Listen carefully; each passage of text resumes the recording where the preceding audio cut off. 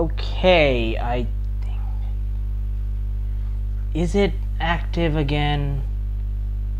Can anyone hear me? This is just annoying.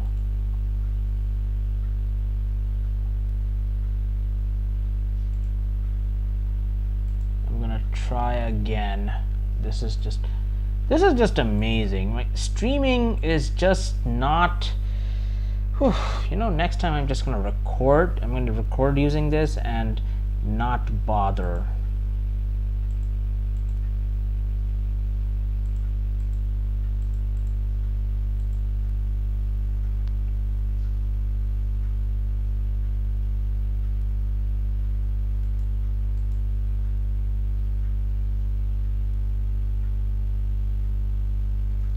Okay, I think I am alright. I think the thing is finally working. Hooray, I guess. Oh, wow. Streaming is not at all an easy thing to do. Alright, I think I finally managed to get this thing running. Hooray. So, let's just... You know what? I'm just gonna jump right into it. Lord knows when this thing will crap out again. So, let's just start with... I'm gonna head over here. I'm gonna activate my webcam again. Alright. So, I have this tier list, and this is a list of every Justice League member that well, okay, I'm gonna explain that in a bit. The plan here is just not.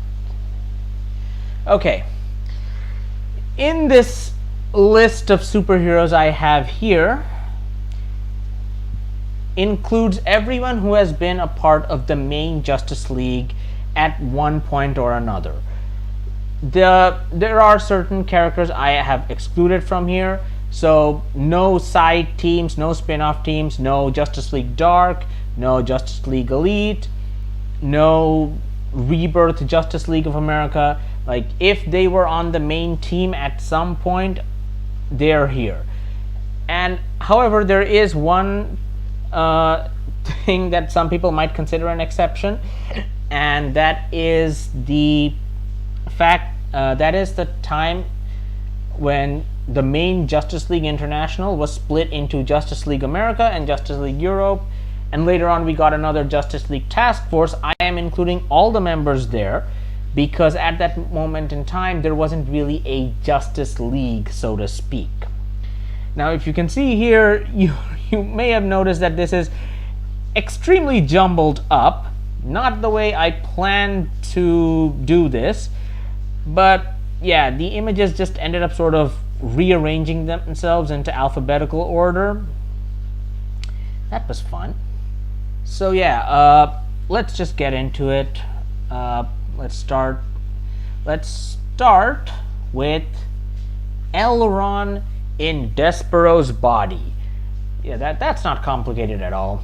Okay, so for those of you who don't know, at the end of Keith Giffen and James DeMatteis's Justice League International run, the villain Despero had attacked the Justice League, and the only way to stop him was to insert the consciousness of Elron into his mind. Now the next question is, who is Elron? Well, to cut a long story short, he's a supporting character who was sort of played a comedic role, and he ended up taking over Despero's body. He would go into space and come back and would be a part of the Justice League Task Force as the second senior member alongside the Martian Manhunter. So, with that in mind, I'm not sure how I should rank him. He doesn't really do a lot. He kind of sometimes struggles with trying to be like, if Despero's mind is taking him over or not. There are some issues there, but I'm just going to put him in C. I think that's a fair place to put him. I might change it later on, but you know, for the time being, he goes into C. Plastic Man. he's one of my favorites. But yeah, Plastic Man had a phenomenal time as a member of the JLA. He's one of the only characters from Grant Morrison's JLA to stick around after the original run, and he is one of those characters people associate heavily with the Justice League. I want to give him an S, but I can't. It's just not. It would be blatant favoritism if I just put him into S tier. I could put him in A, but there is the fact that there are some outdated jokes with Plastic Man.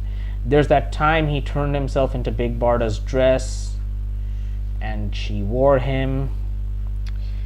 There's also the unfortunate reputation he had of, well, how do I put this? Leering at women. It was an unfortunate time. It was a time when that was considered comedy. But yeah, Plas has some really heroic moments too.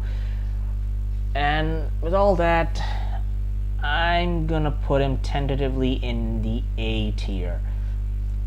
Questionable, I know, and those antics do not fly, and it is very hard to look back at those stuff and say, wow, that's kind of cool. It's not. It really isn't. The stream, okay, is the stream working? Hooray, the stream seems to be working. I just need to check on it every now and then to make sure it isn't crapping out.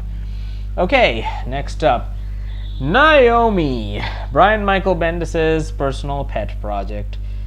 I have not read enough about her being a Justice League member. She's part of the most recent Justice League that seemed to not really have any direction, and it showed. They did try to continue her story, but the only thing I remember about Naomi is that Batman said DuckTales to her. I am not kidding. Look it up.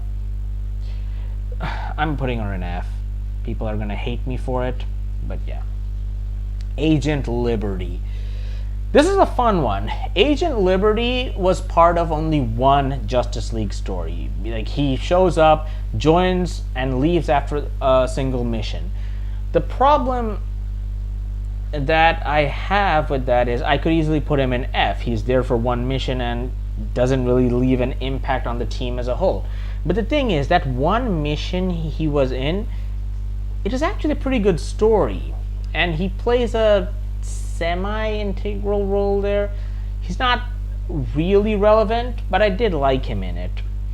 With that in mind, I can't put him any higher than D.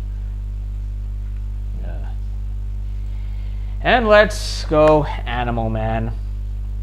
I like Animal Man, but I am going to be ranking these heroes not as heroes, but as members of the Justice League. Like, the time they spent on the Justice League, like, did they do something amazing? Did they have a great role to play? Or were they just kind of there? And unfortunately, Animal Man was just kind of there. I'm really sorry. I have to put him in D. He's not a bad character, but they just didn't use him well. Aquaman. Everybody was waiting for this one, I guess. Aquaman has had quite the storied history with the Justice League.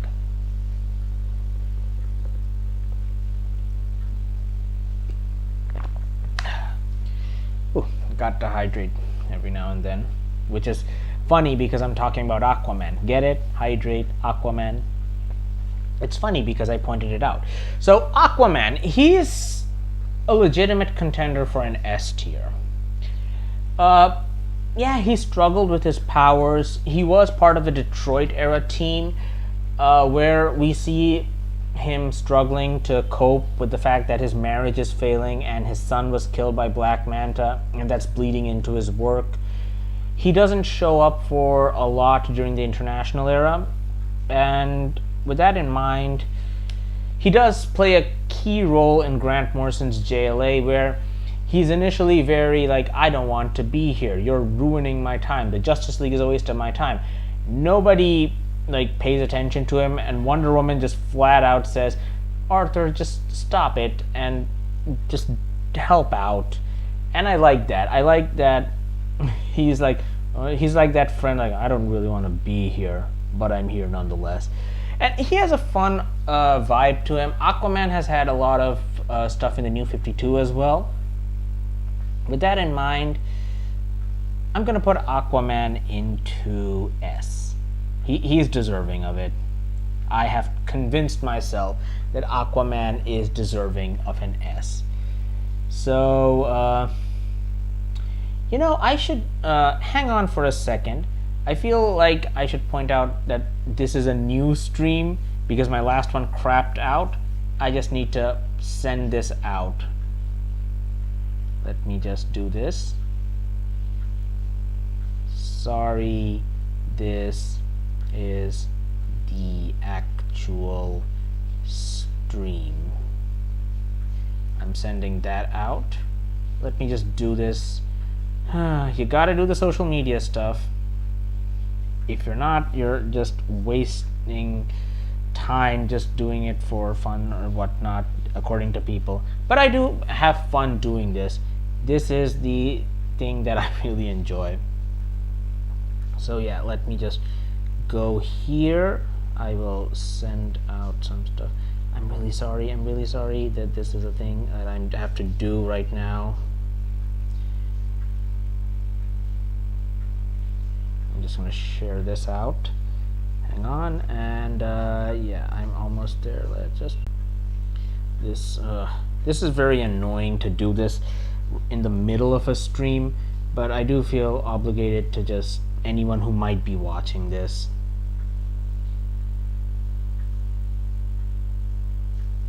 Let's just quickly get this done. Yeah, I was honestly expecting more issues to pop up with this, but hey, I'm learning.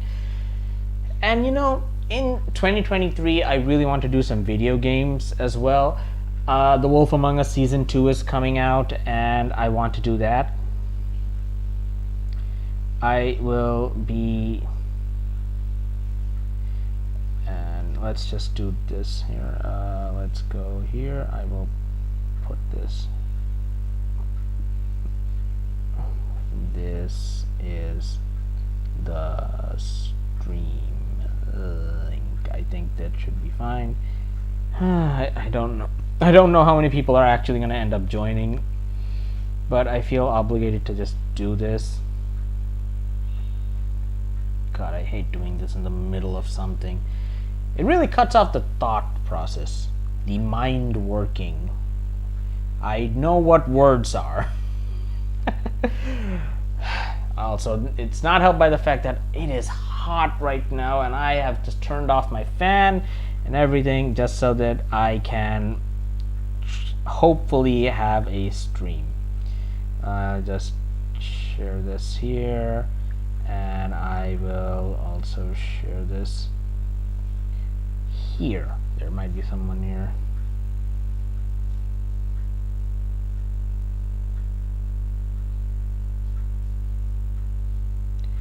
I don't know if anyone will actually show up, but hey. Okay, I think that's everyone. I think that's everything. Let's please just... okay, now we're just gonna get back to it. Sorry for keeping this. Whew. Okay. Yes, it is in fact raining right now. It just stopped. So you can... I'm sorry if you can hear it. I am very, very, very sorry about that. Okay, we last ranked Aquaman. So now let's look at Ray Palmer, the Atom. Now, Ray is an interesting one for me. He is the go-to science guy. He was, at least for a long period of time. Like, if the Justice League needed science stuff, it was the Atom that they would go to. For that role alone, again, I think he's very close to an S, but he just drops off after Identity Crisis and never properly rejoins the team after that. So, keeping that in mind, I'm just going to put you in A deserving candidate, but I can't quite put him in S. Aztec. I love this character. Okay, we apparently disconnected for a bit. Not a problem. We should be fine. I say that. Okay, I think. Whew. Okay. Did the stream cut off for a bit? Okay, I think we're back. I think the stream has reconnected. My God, so many tech issues. This is a lot. It's a lot easier to do video editing than doing these things live. Okay, anyway, I was talking about Aztec. Now, in his time on the Justice League, Aztec doesn't do a lot. He's on monitor duty for most of it. He spends almost all the time in the Watchtower. He does disarm a bunch of nuclear missiles that are sent into the Watchtower, 12 of them if I recall correctly. But the problem that might come up here is that he doesn't do anything after that. He's written out of the story, and he comes back at the end and sacrifices himself to give the other heroes a fighting chance. I love him a lot, but Grant Morrison themselves were kind of tired of, well, they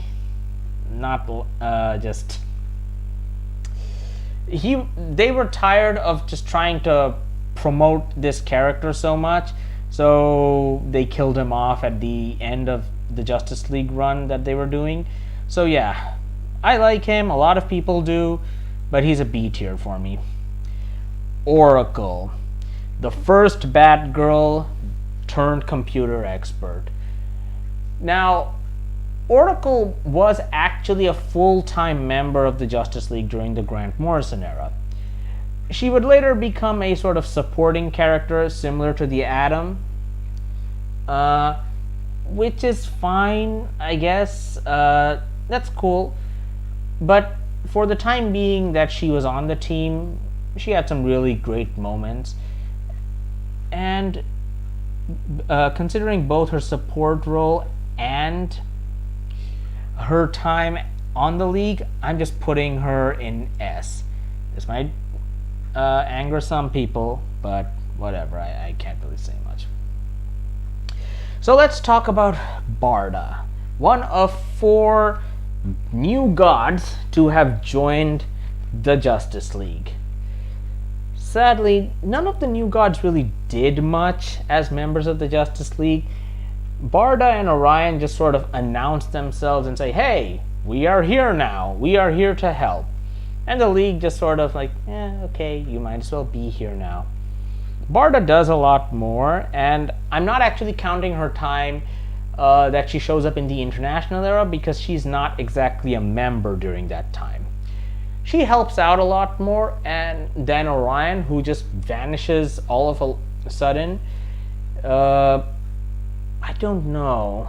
Barda, I'm putting her in C. I don't think that Barda should... The new gods don't really do that much, and she's just another one of them. Now, Batman. Ooh, Batman is the big one. Batman. One of the most iconic Bat moments, again, comes from Grant Morrison's JLA. I'm sorry, I'm just going to be talking a lot about Grant Morrison's JLA. It's a really good comic. I recommend it highly. So, the thing about it is, in the first arc of Grant Morrison's JLA, New World Order, Batman is the only member of the Justice League that isn't captured or taken out, and he figures out what the HyperClan's weaknesses are and just beats them up. And that is probably the birth of the Bat God. It's an iconic moment in comics. And again, he continues to play this major role in the Justice League. But I'm not ranking him S. I have a very good reason for that. because Batman's manipulative tendencies really come back to bite him a lot, and that's what's keeping him off S tier for me. Batman let's just say he left the Justice League 4 times. The first 2 times were because he couldn't manipulate the League into doing what he wanted. The third time was when the League got mad at him for manipulating them, and he just, well, before you can kick me off, I'm going to leave the team. And the final time was when the Justice League ended up manipulating him, and he didn't like it, created the Omax, and just caused a lot of chaos. Sorry, Bruce, you are only an A tier Justice Leaguer. Yeah, Black Adam, straight F.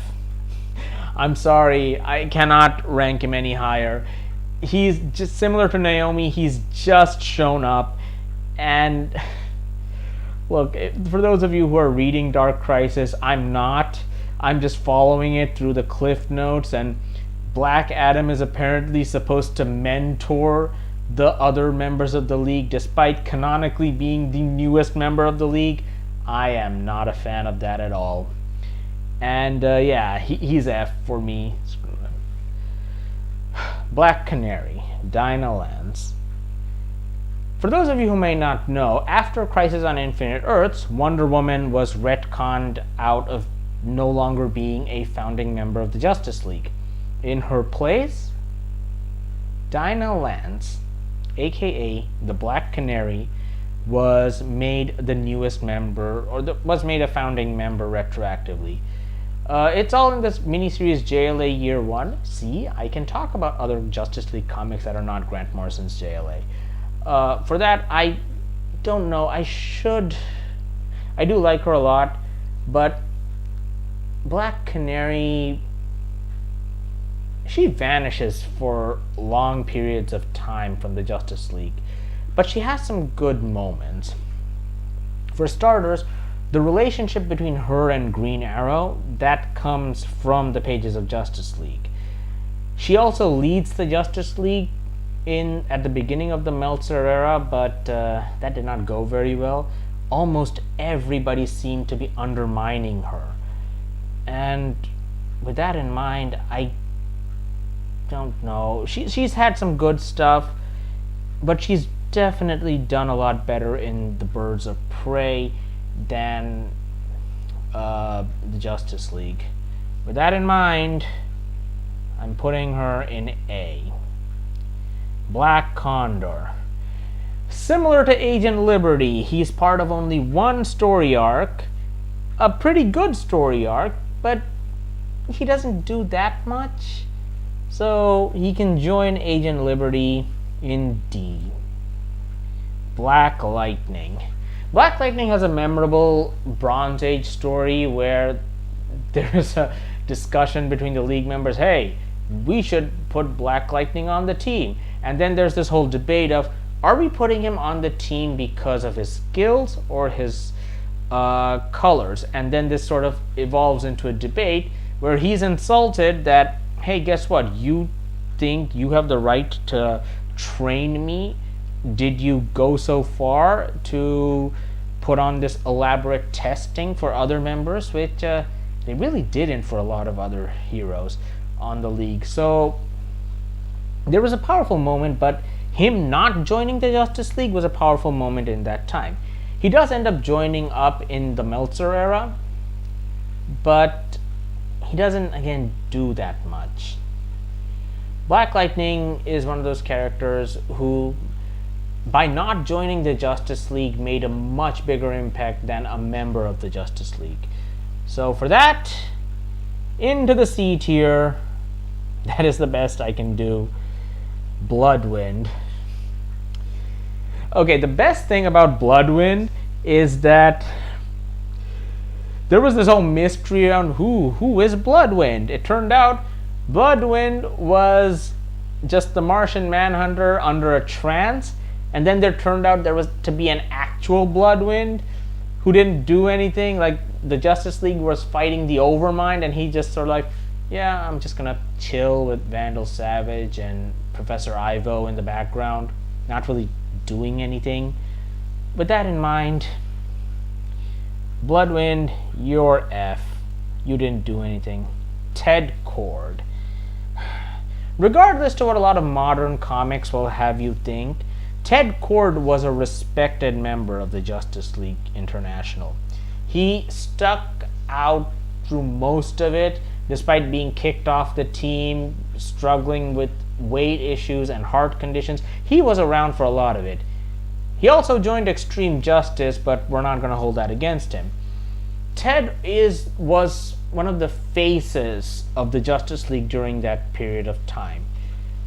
I'm not sure, but yeah, there is the problem that he may have been used up too much of a joke. I'm not sure if that's a fair assessment to make. I do like a lot of his stuff. So, Ted, you're going into B. I think you're an amazing character, and I wish I could have ranked you a little bit higher. Blue Devil. Blue Devil joined the Justice League at a time when the membership was really fluctuating. The one thing I remember about him is that he ends up taking the deal from Neron and Underworld Unleashed. He's a bit of a braggart. He doesn't do much in his small appearance. He shows up alongside a lot of other Justice League Europe members or international members to die in the pages of Starman, but unlike the other two, he actually gets brought back to life. Blue Devil, yeah, he's a D. He doesn't do enough as a character in the Justice League to justify putting many higher, but he does do a lot more in Shadow Pact and other places when he becomes a more magic-based solo hero. And again, I'm ranking these guys based on their performance as Justice League members, not as individual heroes. They're all amazing heroes in their own right. Well, those of them who are heroes, but we're going to get to that. Blue Jay. Okay. So I'm not sure how many of you are familiar with the Marvel Squadron Supreme, which was basically their take of the Justice League of America. So DC did something similar with the Champions of Wundagore, and some of those characters would end up joining the Justice League. One of those characters is Blue Jay. He had I did like his arc with the First Extremists, where he plays a key role, but he doesn't do much after that, and he quits the team very at the end of the Giffen DeMatteis era, and he does not rejoin. You know what, Blue Jay, you just go into D. Booster Gold, everybody's favorite money-loving superhero, which is an unfair thing to say, but it's a thing. Booster Gold has an unfortunate reputation as being that guy who just loves money and is just like, you know what, yeah, heroics are fine, but I want to also make money off it, which is fair. I mean, superheroing doesn't always pay the bills. Not everyone has a secret identity, or not everyone is a millionaire, Bruce. So Booster has that reputation, but he's also very competent. I'm not talking about his own solo series where he becomes the hidden protector of time, but Booster, he has some good moments, and most of them come from the International era. He doesn't do much outside of it. I feel like, yeah, I'm just gonna put Booster, you know what, he can join his buddy Ted Cord in the B tier. That's a fair assessment. Captain Atom. Captain Atom. You know, the fun thing about Captain Atom nowadays is if he shows up in a comic, you just expect him to either explode or get the stuffing knocked out of him. There was a time when this guy was a respected superhero. That is not that time anymore. He led Justice League Europe. He also led Extreme Justice. He had some good moments. but they're all limited to the international era, and his attitude sort of shifts with time. He had some like really good stuff there. There was also a sort of conflict where he was spying on the Justice League on behalf of the US government, and that sort of put a rift between him and his teammates. But despite that, because he was such a good person, they made him team leader. With that in mind, Captain Atom, you can join your fellow Justice League International comrades in B. Kongorilla. He's a funny one. Kongorilla joins the Justice League post Cry for Justice, and he has some fun moments. He's a magical gorilla who grows in size. He's a very comic book character.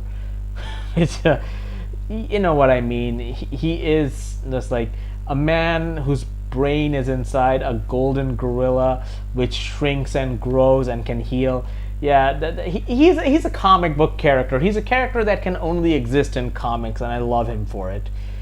He doesn't do a lot as a Justice League member, though. He has some fun moments, and there is this sort of hilariousness in seeing this very giant golden gorilla having this very posh and polished accent, which makes him entertaining.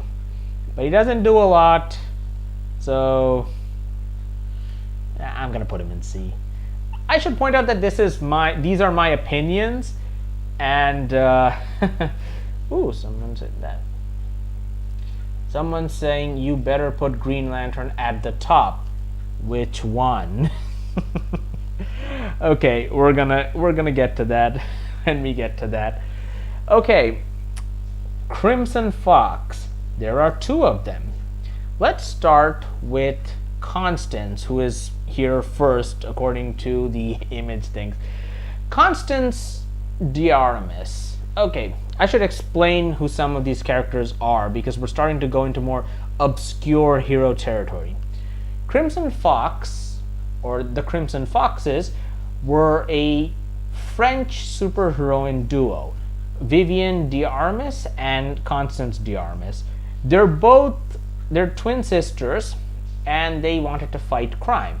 So they faked the death of one of them, Constance Diarmus, and they both would put on the Crimson Fox outfit to fight crime. This way they could like hide their secret identities really well. What helped their powers were basically they had pheromone control and they had sharp claws and animalistic instincts. The way you could tell the two apart in the comics was Constance had the more exaggerated French accent like woohoo. I that is my French accent. Okay. Constance is the one who has had more time on the Justice League, and they, ever since they joined the League, they stuck around till the end. Well, at least Constance did. Vivienne, things happened with her. We'll get to that when we get to that. Constance, unfortunately, would die in the pages of Starman, and she never came back. Yeah, I really hate that. It's not like she was like a regular appearing character in Starman. They just brought her back to die, and she didn't deserve that.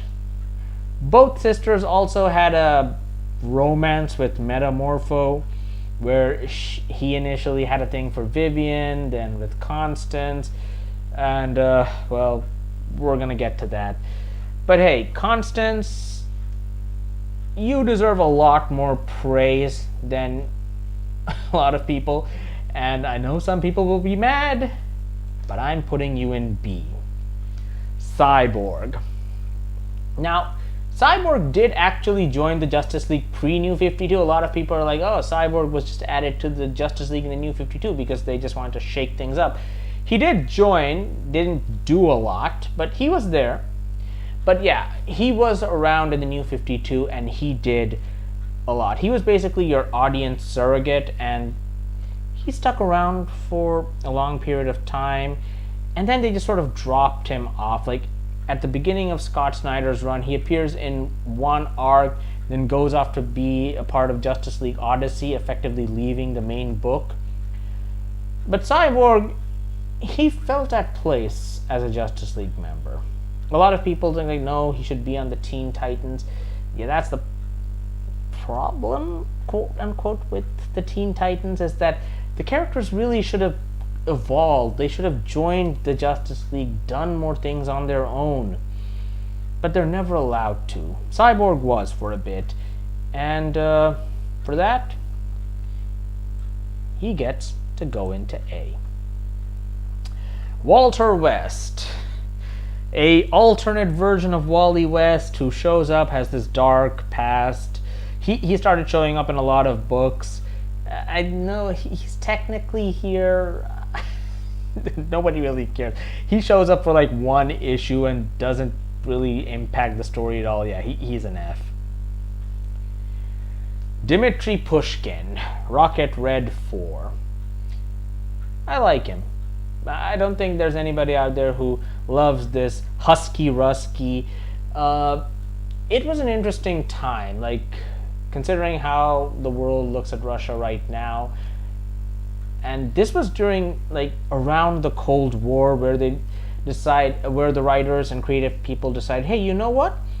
Why don't we have a more international focus, and let's start by having this Russian character be a part of the super team, which I found very interesting. And Dmitry did prove himself over and over again. He was also a pretty good fighter, but similar to Blue Jay, once the Giffen DeMatteis era ended, he just sort of vanished.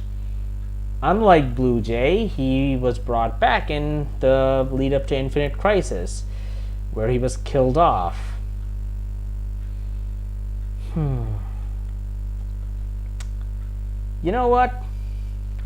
I'm gonna put him in C. That's not a bad place to put him. He's a decent actor. Dr. Fate Kent Nelson. Kent, yeah, he's not part of the main Justice League for too long, and honestly, he's kind of a dick about it for most of the time he is on the League. So he just shows up alongside Batman like, yes, I am surprised you are here. Well, I'm surprised you are here. Then he just vanishes without telling anyone. And then he just like, Justice League, I need your help. He calls them to this town which has been taken over by the Gray Man. And then it turns out, yeah, he could have solved the problem by himself. But he still just wanted to call the Justice League in just because. He does not do a good job, unfortunately. So yeah, Dr. Fate, you're in D as a Justice League member. You do a lot better as a Justice Society member, but as a Justice League member, you're kind of bad. Kimio Hoshi. I like her a lot. Dr. Light, she never really got enough love as a character. And she is a astrophysicist, a single mother of two, and a superhero. You have to respect that. I wish they had done more with her. I was overjoyed when I saw that they were bringing her back for the Justice League in John Kent's team. But they don't do anything with her. And that's just the thing. She does help beat Shadow Thief and Starbreaker in Dwayne McDuffie's run. She helps fight off the zombies in the Blackest Night tie-in. But then she's written out of the books just unceremoniously. You know what? You're a good character and you've shined, like no pun intended. So I'm just gonna put you in, oh my god, that is almost unrecognizable. God, this PNG image is weird. Yeah, that's Dr. Light. Donna Troy. I like Donna. Donna is, again, this was a time, like, right before the New 52 had begun, a lot of the Titans were allowed to grow up a little bit. They were allowed to join other teams, become Justice League members, and Donna Troy embraced that full-fledged. She joined the team for a bit, but sadly didn't do much. But she did more than a lot of the others here, which is impressive. I'm going to put her you know what? She can go next to Dr. Light. She didn't have a bad tenure, just a short tenure. Linda Strauss. Look, she's a part of only like one story arc where the Justice League fight vampires. Kind of funny considering that DC is fighting vampires right now. Linda Strauss, again, it's also a story involving the Gray Man, but the Justice League is actually involved here. But she doesn't do much more than that. Yeah, you can go into D as well. Element Woman. Oh my God, Jeff Johns said he wanted to do a lot with this character, and he didn't. I mean, he was still writing Justice League after Forever Evil. He didn't need to write her out, but he did. And sadly, she doesn't do anything of note. She's not a bad character, which is why she's avoiding F. Elongated Man. Oh, Ralph Dibny. Ralph is one of the longest serving members of the Justice League. Elongated Man, like, he was around ever since he joined. He and his wife Sue were this sort of a cute couple who were around for a long time. He was also this fun character. He was there throughout the Satellite era, the Detroit era, most of the International era. But the minute Plastic Man just became a little bit more mainstream and was part of the main team, there was really no reason to use him anymore. And you can see that in Identity Crisis, they start trying to give him a more grimmer identity, like Plastic Man's the one who makes jokes, not me. And that's not true, but they just needed a way to differentiate the two. He doesn't even stretch that much anymore post-Identity Crisis. And with that... But yeah, he's deserving of an 8 here. He may have been outclassed by Plastic Man, but that doesn't make him a bad character. Faith. Faith is a Joe Kelly character who first shows up in the Obsidian Age. She has a lot of powers. We never see them being put to a lot of use. There's this whole mystery surrounding her, like what she did. She apparently did some black ops for the United States government. I did enjoy reading about her, but they don't do anything. They don't resolve her character arc, and then she's shunted off to the Doom Patrol where she doesn't get anything. Like, at least the other two, Manitou Raven and Major Disaster, they got something in the pages of Justice League Elite. If Faith was allowed to stay on, I'm pretty sure she would have also ended up on Justice League Elite. But no, she ends up on Doom Patrol, and nobody remembers that. I hate putting characters I like in D. Fire. Beatrice da Costa, another name that immediately comes up when we're talking about the International era. Fire has had quite the arc. She initially just could put out small wisps of fire.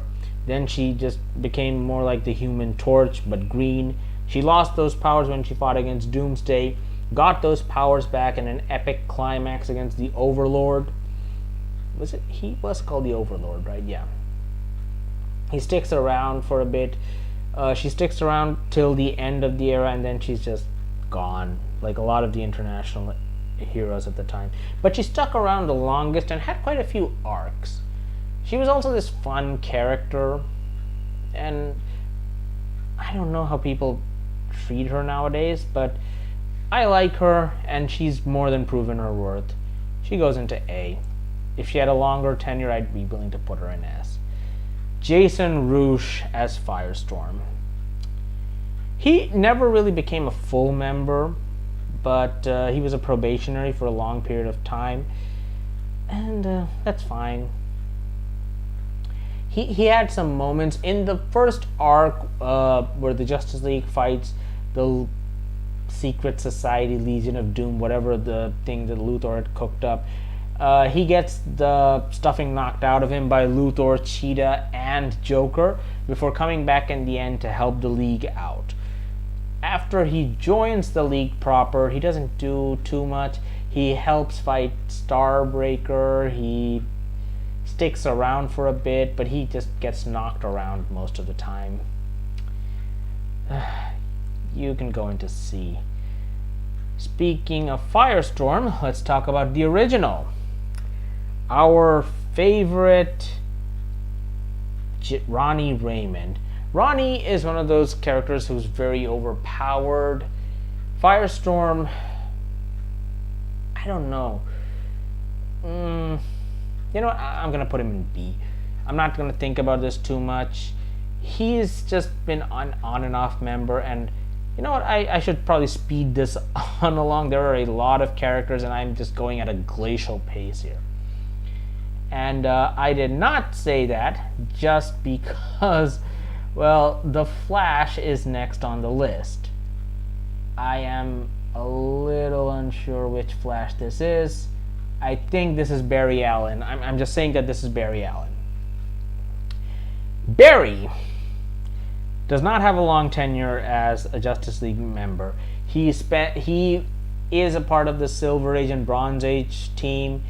He then just ends up in the future, dies in Crisis on Infinite Earths, and then just isn't there.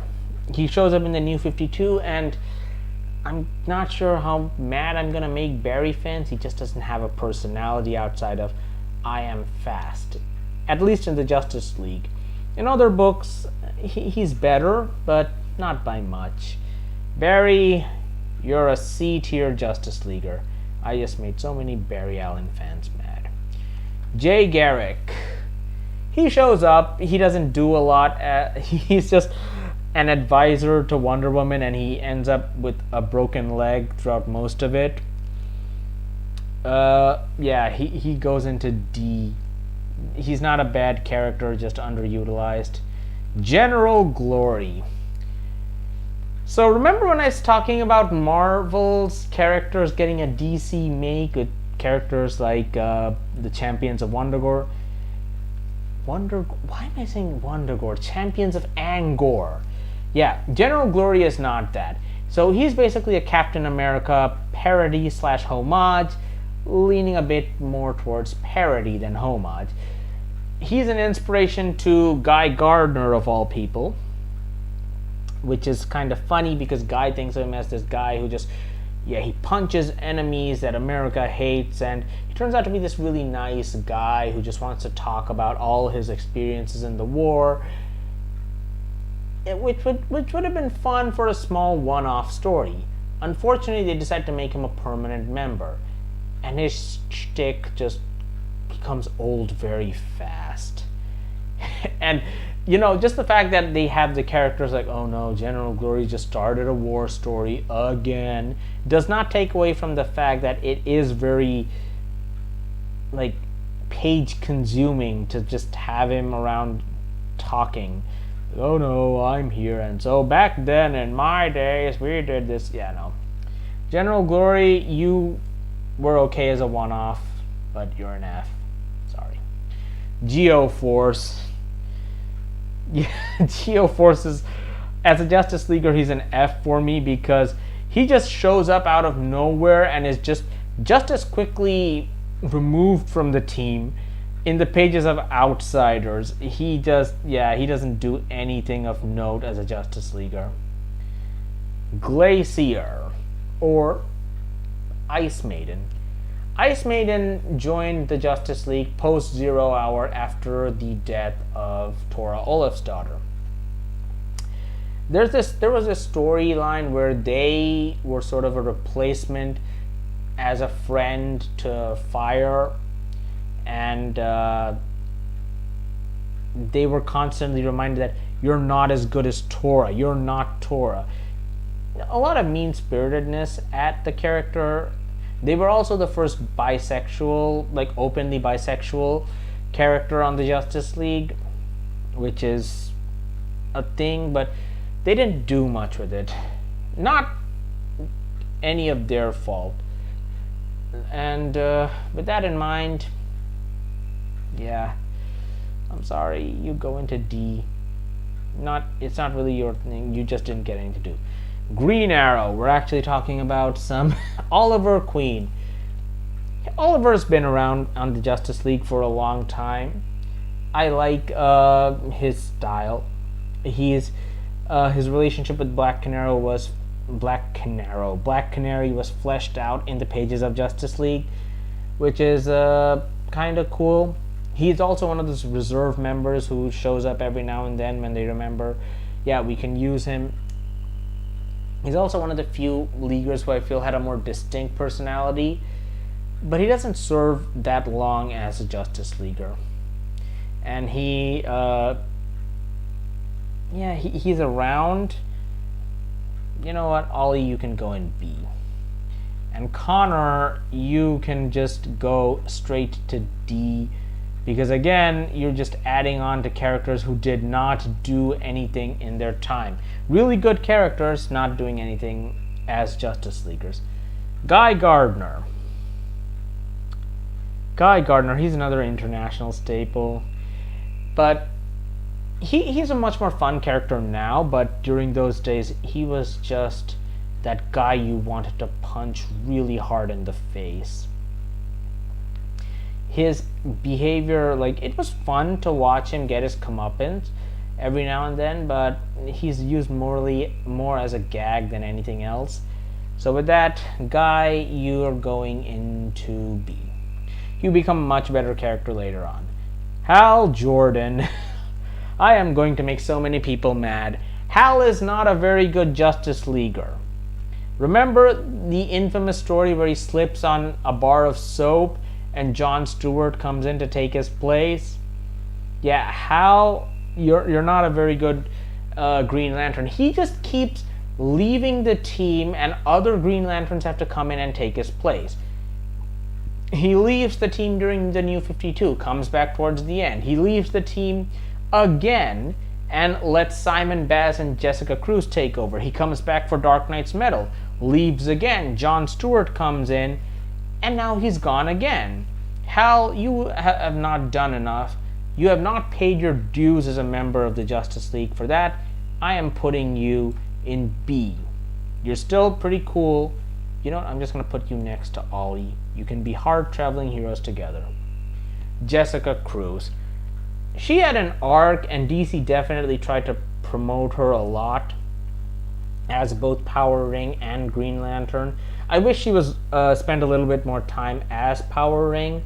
She also ended up on the Justice League Odyssey team, but she's basically been pushed to the sideline a bit right now. I do like her. I think she's one of the few newer Justice League characters to have a lot more personality. So with that, Jessica, you can get an A. Jon Stewart. If we were looking at adaptations, Jon Stewart would be an S, no doubt, but we're just looking at the comics. And Jon Stewart has not spent, he spent even less time as a Justice Leaguer than Hal Jordan, which is saying something. He shows up every now and then. The most significant amount of time he spent as a Justice Leaguer was between the Obsidian Age and the beginning of Infinite Crisis, where he was sort of there for a bit. But he was there, and he was part of Scott Snyder's Justice League. He seemed like he'd be a much more important character, but he just gets written out. He's pushed to the background. It's basically Martian Manhunter and Lex Luthor at that point. And that's just it. The problem with John, and the reason I'm not putting him in S tier, is because he keeps getting pushed to the background, which I don't know what that says about him. Even in his own recent animated movie, there are times when he is just not there. You can go into A. Kyle Rayner. He's my favorite Green Lantern. I will put you in S tier because, okay, no, I'm not actually going to do that. Kyle only was a member of the Justice League during the JLA era, and he really dedicated himself. He did not have a long tenure, but he had a very memorable tenure. And for that, do I want to put him in A, where for the same reason, like, everybody remembers Guy Gardner. He did not have that long a tenure as a Justice Leaguer. But do I put him in B because I didn't like the stories that were told with him at the time, but I do like the stories that, like, I mean, Kyle contributes a lot more to the story than Guy did. With that in mind, you know what, Kyle? I'm gonna put you in A. This might be a little bit of bias, but whatever. Guardian, yeah, you're F. Sorry, you just show up for one story arc, don't do anything, and leave. Cynthia Reynolds, one of the 3 Detroit heroes. I would almost put you in D. I think we are okay. Connection is successful. Hooray, we are back at it. Okay. Now, Kendra Saunders. She joins the Justice League for a bit. Ow, my legs are killing me. I really need a streaming setup. Kendra Saunders. She first joins as a temporary member during the Obsidian Age. She becomes a permanent member during the Meltzer era. But that team was just so flexible. She doesn't do enough there. But what I want to give her merit for is Kendra was one of the main characters of Scott Snyder's Justice League, and she felt like a main character. A lot of the other supers on the Justice League just felt replaceable at that time, but not her. And just off the back of that, she goes into A. She's also one of the Justice Leaguers who died in Dark Crisis, unfortunately for her, but Hawkman. You can see 2 of them. We'll get to the second one, but let's talk about the first Hawkman. Carter Hall or Qatar Hall. He's interesting. He's a brute who shows up every now and then. I do like him a lot more in the original stories, in the Bronze Age, where we can see his intelligence on display, as opposed to modern stories where he's a bit more of a brute. It's unfair to rank him on that, but yeah, I'm gonna put him in B.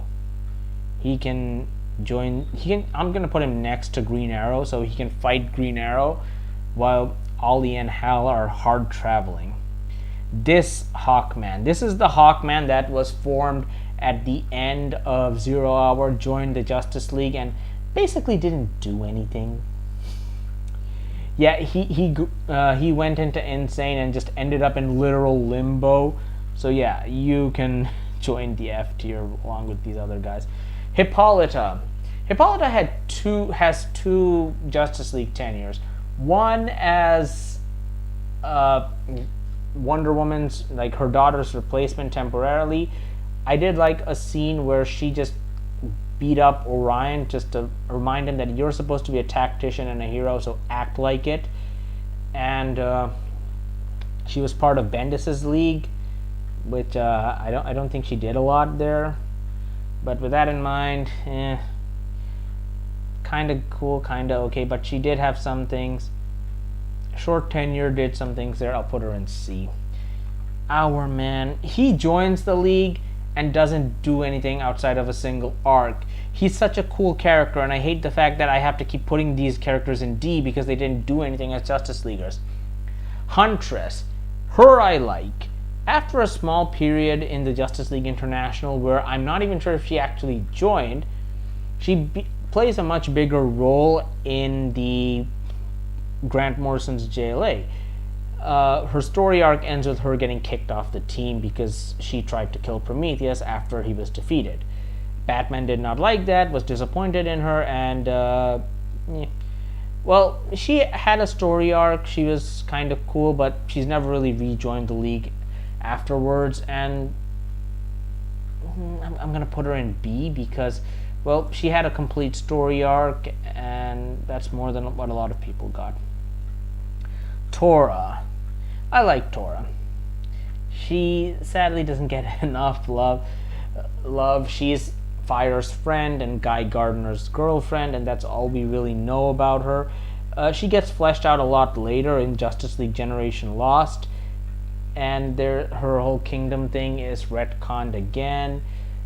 She's a fun character.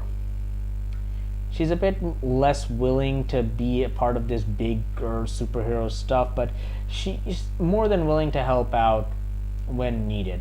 However, I do think once the Giffen DeMatteis era ends, the writers struggled with her because they gave her this schoolgirl crush on Superman when he joined the team, and yeah, that's not really great. And then she dies at the hand of the Overlord.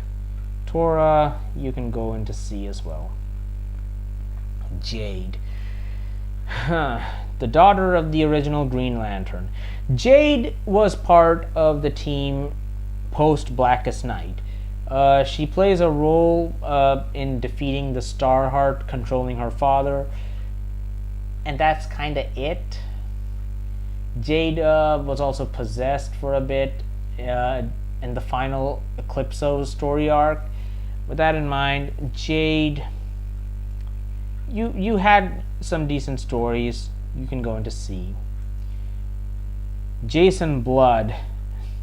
Yeah, he's a D for me because yeah, he put some magical spells on the Watchtower, but his whole plan was to get himself captured by the villain so that later on he could burst out as Etrigan.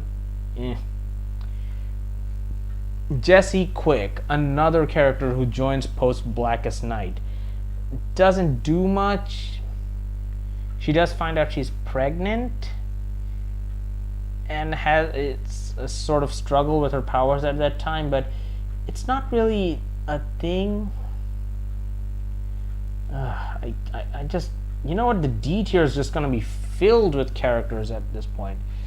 John Henry Irons, another member of the Grant Morrison's JLA Club. There have been a lot of attempts to put these supporting characters of the bigger heroes like Superman or Batman onto the Justice League. None of them have succeeded as well as Steel, in my opinion.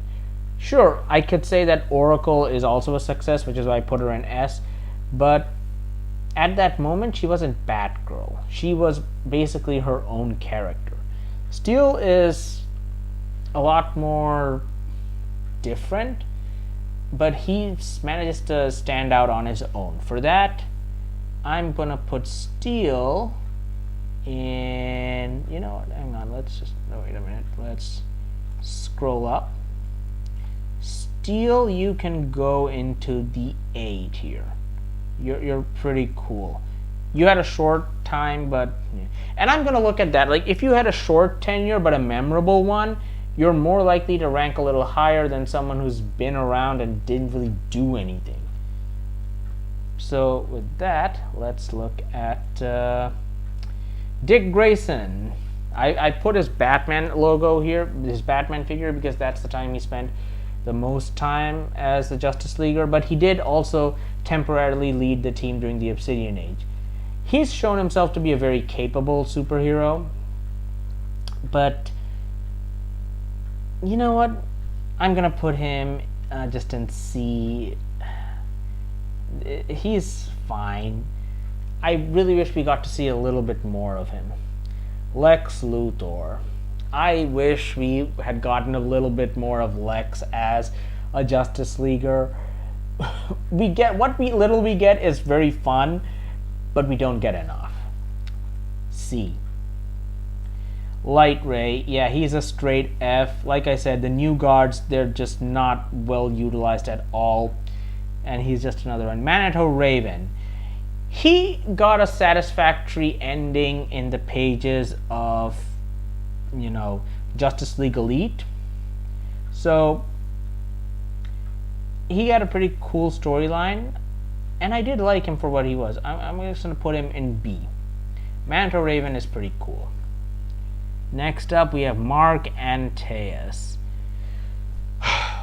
Okay, this character appears in a mini-series called JLA Superpower, where basically he is like, I want more power so that I can help change the world, which would be a red flag, but only Kyle Rayner seems to be the one who realizes, you know, maybe we should be suspicious of this guy. But no, because Superman likes him, it's cool apparently, and then he just does some stuff in the Middle East and fights the Justice League and commits suicide. It is a terrible, terrible thing. This character is only here just out of completionist's sake. You're just going into F, man. Martian Manhunter, there's no debate needed. John Jones is an F. I mean, he's an no. Hang on, he is an S, no doubt. The heart and soul of the Justice League. That's the Martian Manhunter. There's no debate here. The only Indian character. Hey, do I relate to her? Not really. Maya had this sort of thing, like she was a surrogate daughter to Dr. Light.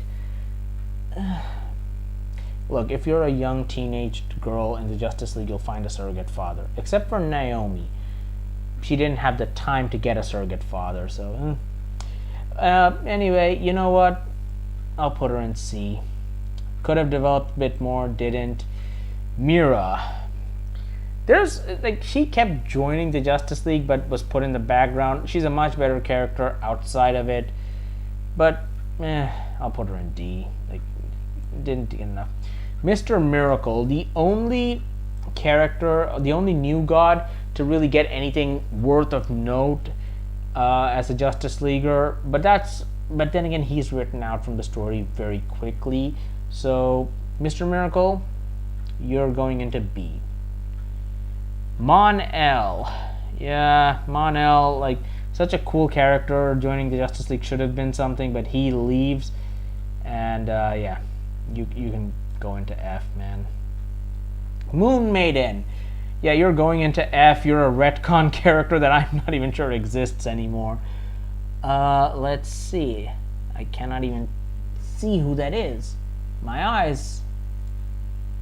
Who are you? Oh, it's Mystic. That's why I can't recognize you. You're that character Christopher Priest wanted to own and do some things with.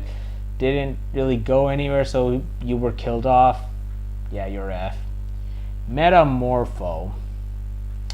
In all honesty, Metamorpho is a B. He had some memorable moments as a Justice League character during the International era. He had that romance thing with the Crimson Foxes, and he sacrificed himself at the beginning of the Grant Morrison era to save the rest of his teammates. But that's honestly all there is to it. He goes into B. Nuklon. You're much cooler as Atom Smasher. You go into D. Obsidian.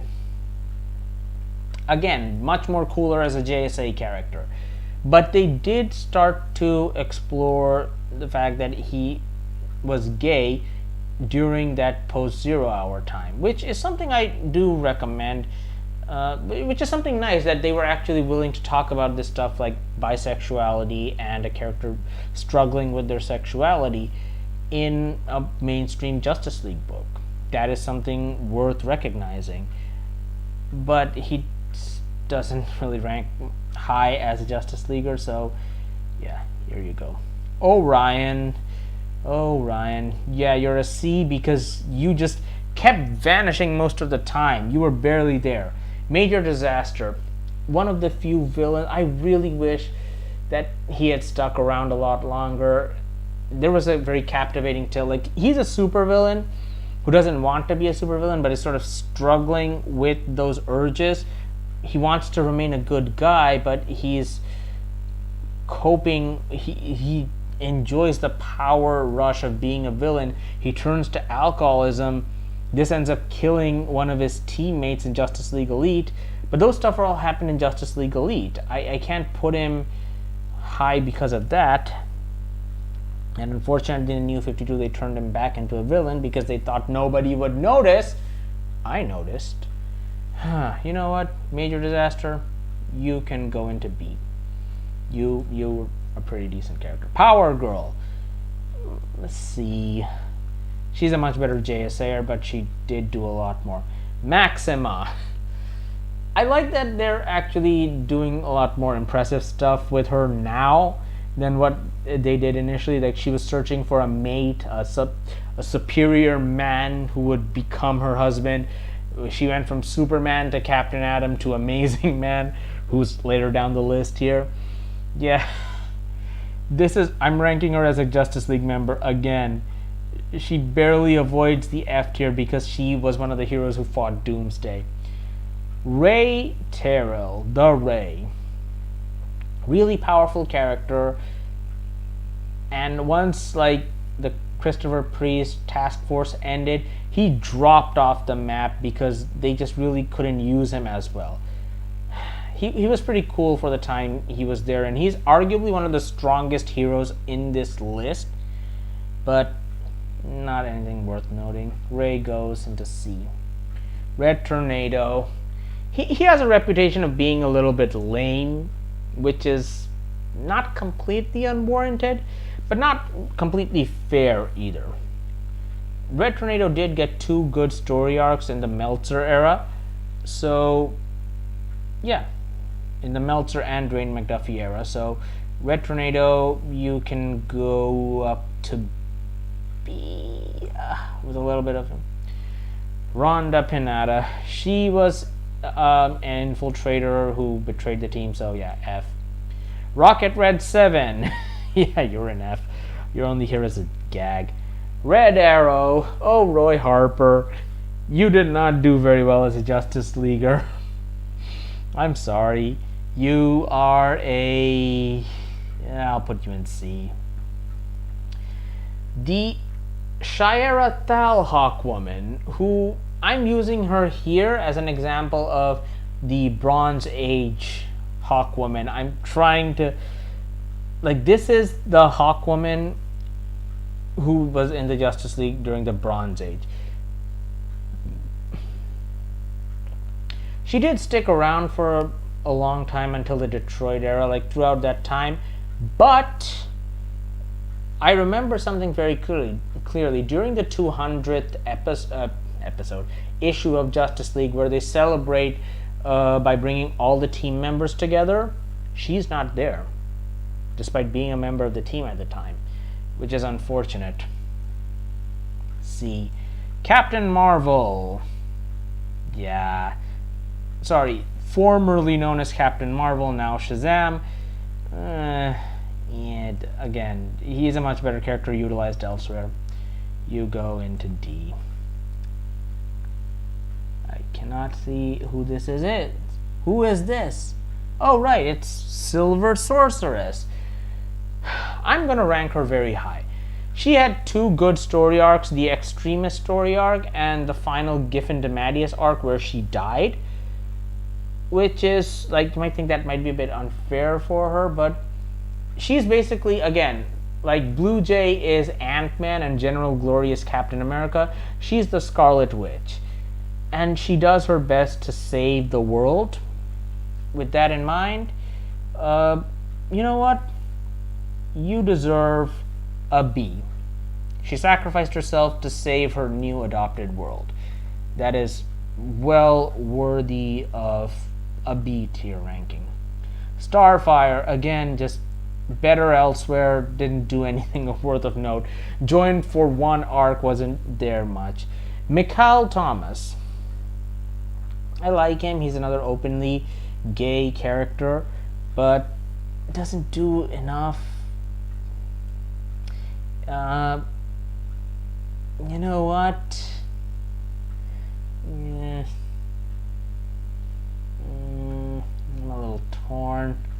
You know what? He did last a little bit longer. I'll put him in C. D tier, like, I think I'm giving an idea. Like, D tier has a lot of heroes who have done amazing things elsewhere, but not as Justice Leaguers. That's most of D tier. That's what I'm trying to say. But now we're getting over to another Detroit era guy, Commander Steel. Huh. You know, this guy's legacy involves his, well, his corpse. He's a part robot and something like that. His corpse's leg is torn off by an evil superwoman and used to beat up other people. Yeah, I feel bad for him. He does not deserve this level of hatred, but he's not that great of a character either. I'm sorry. I will put you in C, D. Fine, I'll put you in C. Supergirl. Another character who joins post Blackest Night. She sticks around for a bit, but then she just vanishes in the last arc. Join the D's, as characters were utilized better elsewhere. Superman is also not going into the S tier because, well, Clark tends to vanish for long periods of time. In the international era, the short period of time he was on the team, he just ended up berating them for just being this horrible, being extremely lackluster, not being good at their jobs. He does lead the team during Grant Morrison's JLA, which I do think is the best time we see Superman as a Justice Leaguer. He then ends up undermining Black Canary alongside Batman and Wonder Woman during her membership era. And during the New 52 and Rebirth and whatever post-Infinite Frontier stuff, he's just kind of there. Like, you know what? Superman needs to be here, so he's there. With that in mind, I will put Superman. I mean, he's reliable. There's that. I'm going to put him. Oh, God, I'm not putting him in B. I'm putting him in A. Then we have Tasmanian Devil. He's very similar to Kimio Hoshi. He's an Australian superhero who can turn into this were form. He's also another openly gay character. He dies, but is brought back to life, thankfully, but then they don't really do enough with him. I don't know. You know what? You can go into C. You're okay, but not that great. Wally West. Nobody is going to argue with me when I put him in S. Like, he is the best Flash, hands down. He doesn't have that long tenure, but he has a significant tenure. And that's all that matters here. Oof, it's so hot. The Phantom Stranger, he's Deus Ex Machina, man. Just sort of is there, doesn't do enough. Yeah, you're an F. Tomorrow Woman, she's around for a single issue, but she really incorporates inside herself what it means to be a superhero and a Justice Leaguer, and she sacrifices herself at the end of the story. I'm gonna be very controversial and put this one-shot character, no, not in C. I am putting her in A. Yeah, that is it. And next up we have Triumph. Oh, Triumph, the intended asshole. So Christopher Priest wanted this character to be this like edgy, angry sort of guy. Okay, I should explain a little bit more about Triumph's. After the end of Zero Hour, there was this whole sort of retconning of the Justice League's backstory, and Triumph was this forgotten hero who was supposedly a founding member of the Justice League, but, you know, he got lost in the time stream. He comes back, joins the League, and is just not a good person. Nobody liked him. And for that, yeah, I know Christopher Priest said that he was meant to be this sort of asshole who was always right. That was the point of this character, but that does not make him an entertaining character to read. Also, Christopher Priest said that he was supposed to be gay, but he didn't get the chance to properly utilize that, like tell stories with that, which is honestly kind of baffling, because around that time we were getting stories with Ice Maiden and Obsidian, and Tasmanian Devil was another openly gay character in the previous League. It makes no sense for him to not be used. I do believe that some of the pranks were pulled on him later on were mean-spirited, like, oh no, he has a tiny penis. That is an actual thing that happened. He was hit by a shrink ray. Then he goes and becomes evil, and Superman's like, you know, if you just asked, we would have joined we would have let you join. And it's like, no, you wouldn't have. He's barely missing out on the F spot. I'll put him in D. Vibe. Okay. CW Flash fans, this is not your Vibe. This is a Puerto Rican stereotype who break dances and made George Perez really, really mad. He is regularly voted as one of the worst Justice Leaguers of all time. They had to remake this character from the ground up in the New 52, and he still couldn't find an audience, and he was just forgotten. Vibe has some okay stuff, but that's again most of the stuff like JLA incarnations and something like looking back at them, oh well, you know, these guys weren't so bad. With that in mind, I'm putting you in D because you really weren't that cool of a character. Vivian Diaramis, the other Crimson Fox. She's more interested in being a hero than Constance. She was also much more flirty with Captain Atom and Metamorpho, but she would end up in a relationship with this bandit or something like that, like an anti-hero type of character, and there would be this whole scene where Metamorpho has to choose to save either her or Constance. He saves Constance, and Vivian ends up dying because of course she did. She did not deserve that. She deserved a little bit better. And with that, I'm gonna put Vivian in C. She could have been a lot more interesting, but isn't. Vixen. I want to put Vixen in S. And here's my reasoning for it. Vixen has had several small tenures, but unfortunately they have been in times when the team wasn't either that good, but she's always shown through it. Justice League, out of all the new recruits in Justice League Detroit, she's the one who people loved the most. Throughout the Meltzer era, she had a running storyline, and she even became leader until, well, James Robinson wrote her out. With all that said, yeah, I'm putting Vixen in S. My God, she deserves S, and I don't know what to say. Yeah, S tier. Amazing Man. He had an amazing debut. He shows up and helps the Justice League defeat the Overlord, a character who has constantly fought back against the Justice League and killed one of their own. Unfortunately, he then joins Extreme Justice and he dies in Starman. He could have been a lot cooler than he was, but it's not really his fault, so you know what, I'm putting him in C. He's not that bad. Will Payton Starman joins the Scott Snyder Justice League, but doesn't do that much.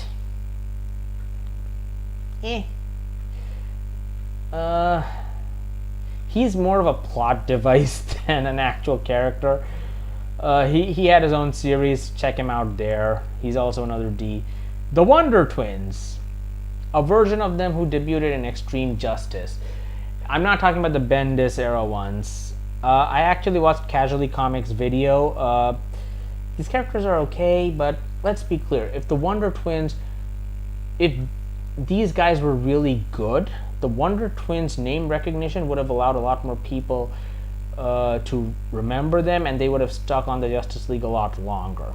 This image is not even from the Justice League story arc. It's from a single gag panel in Young Justice. Again, joining the long list of D characters who are better elsewhere, not so great here.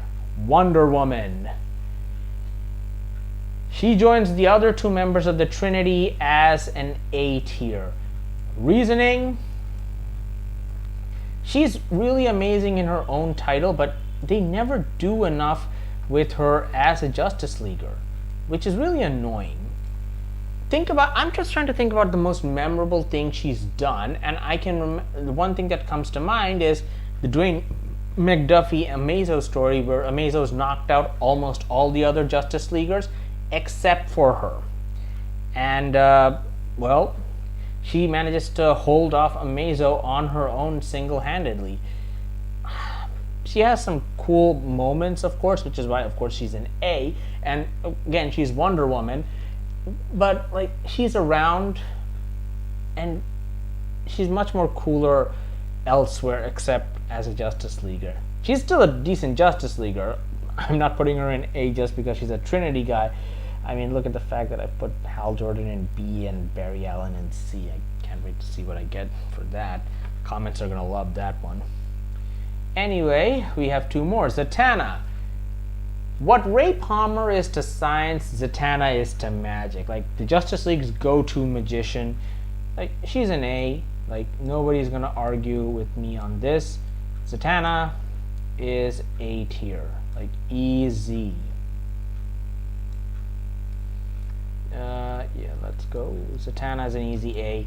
She's not S because her tenure as a Justice Leaguer has been sort of cut, because nowadays she's more associated with Justice League Dark than the main team, or else I might have actually put her in S.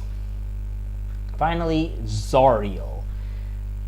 Grant Morrison's Hawkman, in quotations. Not actually Hawkman, but whatever. I feel like Zoriel is also another cool character. He shows up a little bit here and there, but you know what? I'm gonna put you in C. No, he does a lot more. That's the beauty of Grant Morrison's JLA. All the characters in there do things, except for Orion. He did not do anything. So that's it. That's the list. I don't expect a lot of people to agree with my choices, but that's what I feel. And yeah, so that's it. Let's just, oh, come on. So that's it. I hope you enjoyed the live stream, and well, just you can watch the VOD later for those of you who didn't stick around for it. But hey, thanks for being here, and you know, that's it. Bye, I guess, and see you for the next one.